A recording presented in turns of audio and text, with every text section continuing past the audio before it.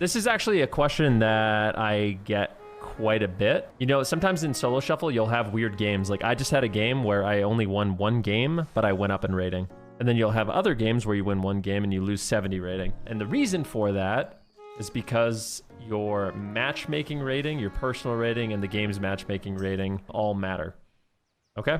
So I'll give you an example of how that game played out. My matchmaking rating was 2460. My current rating, so my actual rating, not matchmaking rating, was I think like what, 2200, 2250 or something like that. And the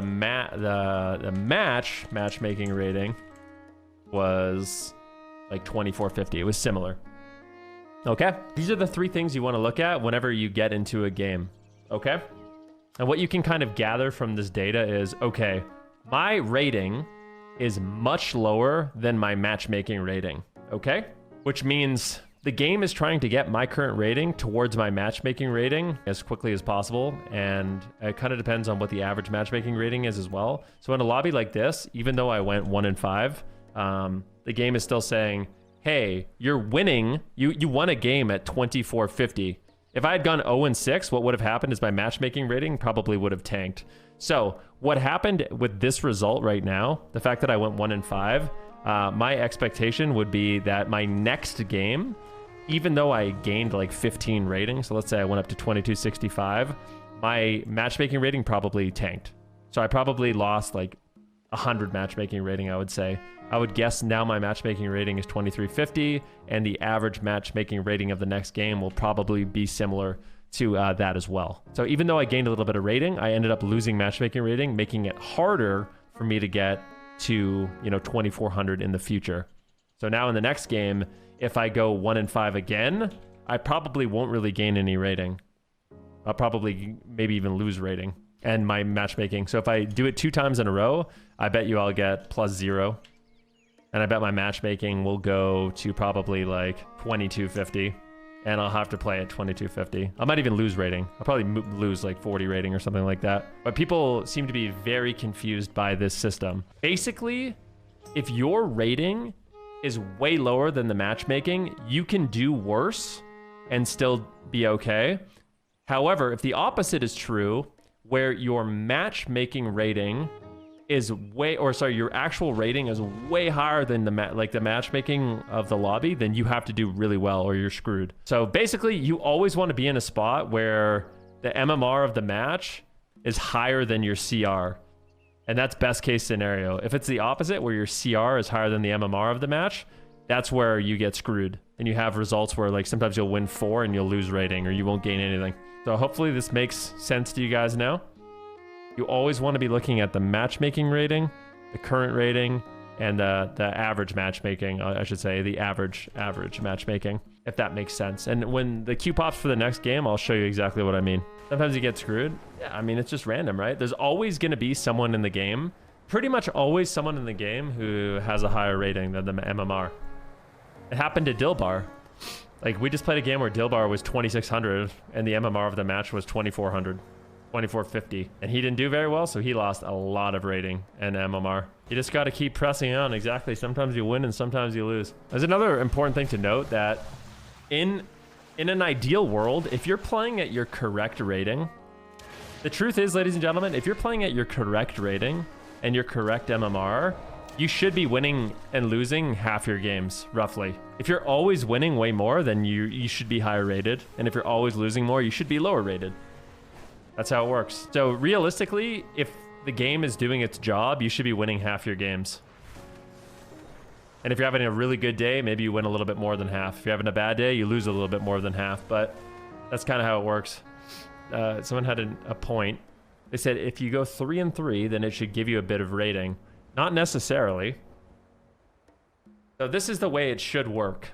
If you go 3 and 3, and your current rating is way lower than the average matchmaking, then you should actually gain rating going 3 and 3.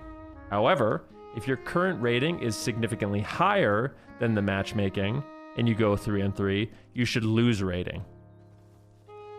Because the game would expect you to do well in that situation, but you didn't, so you should lose rating.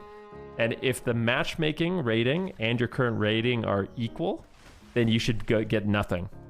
That's how it should work. I always get 5 bad teammates in my games, and it's never my fault. That's why I'm stuck 1300. Yeah, so this is one thing I had to come to terms with, and I think it's important for everybody to remember this, okay? It's really important for everybody to remember this, because I think it's good to be humbled sometimes. So I like to use the example of when I'm playing my Resto Shaman, okay? So me playing my Resto Shaman, I'm like 2K on my Resto Shaman right now. Nothing crazy. I'm like 2K rating. You know, we're working on it. But after a lot of rounds, I have the thought, man, my teammate sucks. Like, I can't believe it. My teammate could have pressed blur. My teammate could have done this. My teammate could have done that. And that's why I didn't win. But I always have in the back of my mind, and I think it's important for everyone to have this realization, is chances are, unless you're literally the best player in the game at your class, somebody else would have won in that situation. Like in my 1800 lobby, I can guarantee you that Sea-Doo or Absturge or Dilbar would have probably won every game. So when I lose, even though I'm blaming my team, I probably could have made us win if I wasn't shit. I've been seeing like some paladins complain that they can't win in solo shuffle. Solo shuffle sucks, paladin is garbage, I'm stuck 1800, I just can't win, it's not fair. And then you have Born Good who's literally 2600 on 3 paladins. So how do you explain that? Anyways, I'm not trying to bench anybody here. Like, I'm just saying it's important to reflect on yourself, realize there's probably things you could have done to get better. If your teammate makes mistakes, it happens. But on average, if you're playing games and doing better than, like, if you're going 50-50 at your rating, chances are you belong at that rating. Like, if you're consistently not able to gain rating at 1800, you probably belong at 1800. I know that might sound harsh and you don't want to hear it, but that's not a fair argument comparing the majority to one of the best paladins of the game, especially in a game where there is class imbalance. Yeah, there's class imbalance in WoW. There's no doubt about it. But when it comes to solo shuffle, you're literally competing against people playing your class, right? When it comes to like, eventually I think inflation will take people to like 2400 pretty easily. So I get, like, if you say, oh, my class sucks too much to even get 2400, let alone like win X amount of games. And I do wonder if it's possible we'll see people get rank 1 titles on a certain spec without even hitting 2400. It's possible. I'm not sure. I doubt that'll happen, but have you seen how many Demon Hunters are 2400 in solo shuffle? Yeah, I mean, Demon Hunters they're quite good, man, and some classes are going to be better than others. I'm just saying, like, it's got to be a somewhat humbling experience. I mean, you could say like, oh yeah, you can't compare to the best. Well, what do you compare to then? Like, what do you mean? There's a similar comparison you could make to like Fire Mage, right? Fire Mage in Shadowlands Season 3 and Season 4, in my opinion, was objectively a bad spec. People still think I'm crazy. Even though you saw Fire Mages playing in tournaments with Outlaw Rogues and doing really well, I think objectively the spec was actually bad and not fun. Like, unless you played with a rogue, you actually couldn't win a game. And it was significantly harder than like most specs to do well, but people still would sit there and call it like super overpowered and point to the AWC. Even though like in the solo shuffle tournament in Shadowlands, you're seeing Raikou go like 1 in 30. Every single team that has him is losing every game on Fire Mage.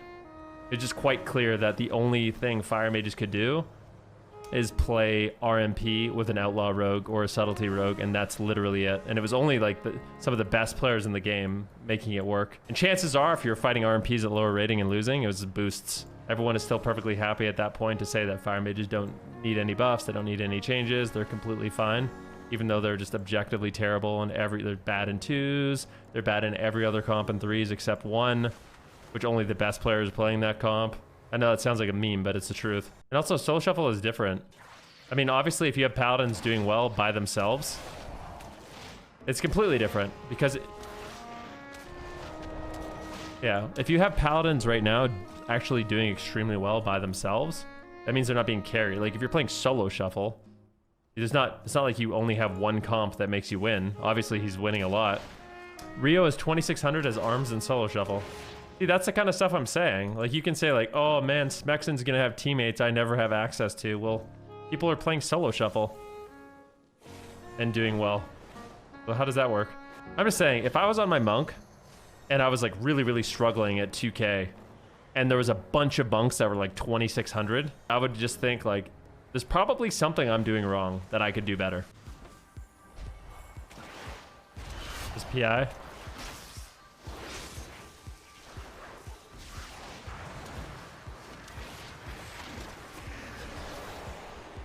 Spelled me, which is great news.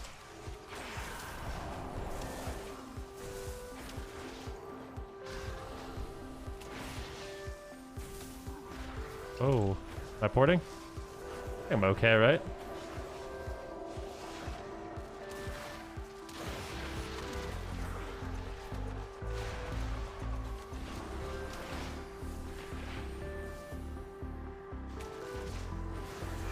Ooh, I just ported nowhere. That was a really garbage port by me.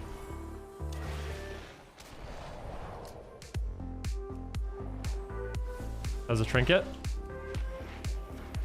Okay, so the monk has no trinket. I want to scare the monk into porting. I'm gonna try, okay? I really want him to port. Oh, there it is. All right, he's dead. As long as I can live.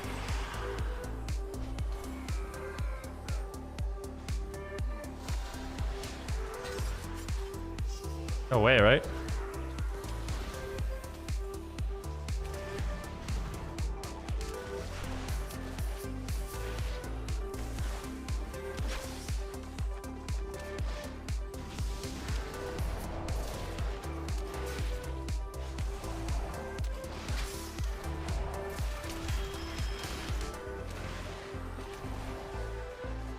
Mind controlled? Kind of okay with it. A big damage for this guy.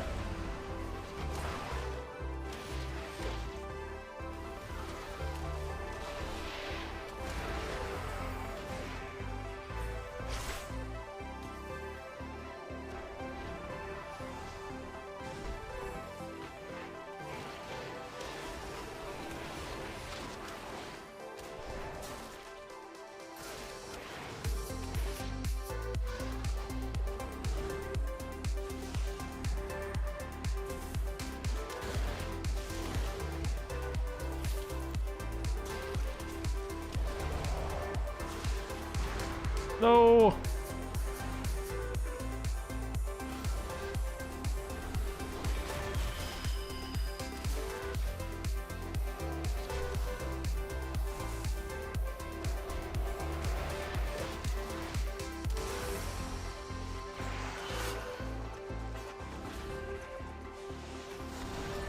Jeez.